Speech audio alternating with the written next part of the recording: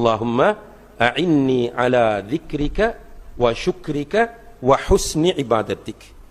யா அல்லாஹ், உன்னை திக்ர் செய்வதற்கும் உனக்கு நன்றி செலுத்துவதற்கும் உன்னை நல்ல முறையில் வணங்குவதற்கும் எனக்கு உதவி செய்வாயா. இந்த துபர குல்லி ஸலா, ஒவ்வொரு தொழுகைக்கு பின்னாலும் என்று சொல்லும் போது சில அறிஞர்கள் அதற்கு விளக்கம் சொல்றாங்க. தொழுகை முடிகிற நேரத்தில் அத்தஹியாத்தெல்லாம் ஓதி அல்லாஹும்ம இன்னி அஊது பிக மின் அஸாபி ஜஹன்னம் மின் அஸாபில் கப்ர் எல்லாம் ஓதி சலாம் கொடுப்பதற்கு முன்னால் அல்லாஹும்ம அஇன்னி அலா திக்ரிக வ ஷுக்ரிக வ ஹுஸ்னி இபாதத்திக் என்று ஓதுவது. இன்னும் சில அறிஞர்கள் சொல்றாங்க, சலாம் கொடுத்ததுக்கு பிறகு அஸ்தக்ஃபிருல்லாஹ் அல்லாஹும்ம அன்தஸ் ஸலாம் என்று ஓதிக்கொண்டு வரும்போது அல்லாஹும்ம அஇன்னி அலா திக்ரிக வ ஷுக்ரிக வ ஹுஸ்னி இபாதத்திக் என்று ஓதுவது என்று சொல்கிறார்கள். எந்த நிலையிலாவது ஓதிக்கொள்ளுங்கள். சலாம் கொடுப்பதற்கு முதல் என்றாலும் பரவாயில்லை, சலாம் கொடுத்த பிறகு என்றாலும் பிரச்சனை இல்லை.